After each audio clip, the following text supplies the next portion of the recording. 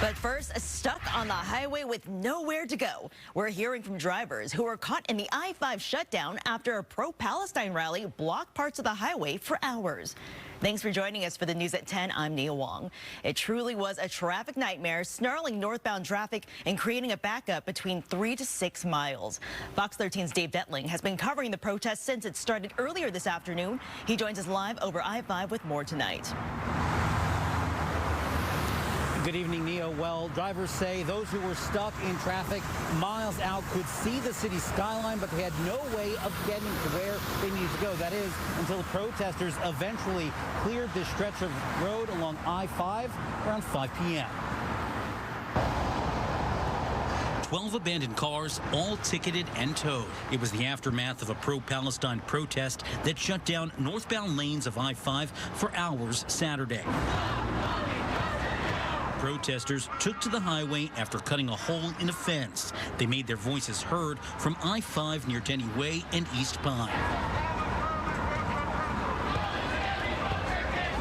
It started around 1:30. It's necessary for people, individuals, to continue to disrupt business as usual, and we are here to support them. The protesters sitting in the highway caused a safety issue and forced officials to shut down northbound traffic.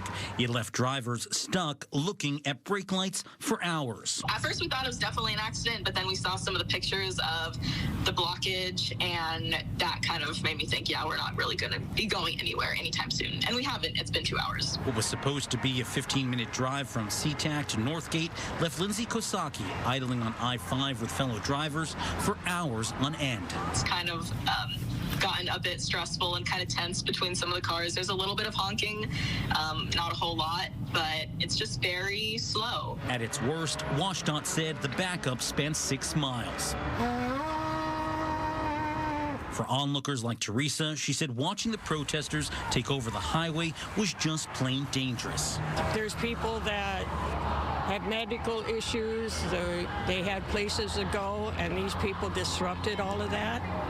You know, they have no right to do this. And it's unfair that the police allow it to go on as long as it is. As for law enforcement, both Washington State Patrol and Seattle Police positioned themselves in front of protesters. The incident response team gave several dispersal orders, but the crowd didn't listen.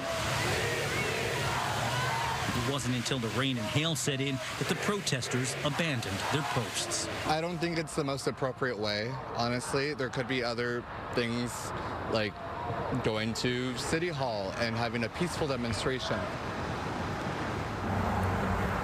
And as for those cars abandoned along I-5, whoever they belong to, those drivers will have to pay the impound fees if they want to get them back. The good news with all of this, despite those traffic delays and the protest, no reports of any injuries. In Seattle tonight, Dave Detling, Fox 13 News.